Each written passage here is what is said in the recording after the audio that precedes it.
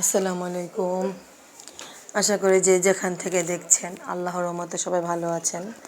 আমিও আলহামদুলিল্লাহ আল্লাহর রহমতে ভালো আছি। আজকে আমি রান্না করেছি ইলিশ মাছ মরিচ বাটা মেখে। আপনাদের যদি কারো ভালো লাগে তাহলে একবার রান্না করে দেখবেন। আমাদের ঢাকা অঞ্চলের মানুষরা খায় এভাবে, ইলিশ মাছ, রুই মাছ, অন্যান্য মাছ খায় এভাবে। আপনারা যারা কখনো খান নাই একবার খেয়ে দেখবেন, অনেক মজা লাগে এভাবে রান্না করে খেলে। এই মাছের মধ্যে হলুদ গুঁড়া দিবেন না, শুধু একটু লবণ মাখিয়ে মাছটা ভেজে নেবেন, তাহলে কালারটা সুন্দর আসবে। সাথে থাকুন।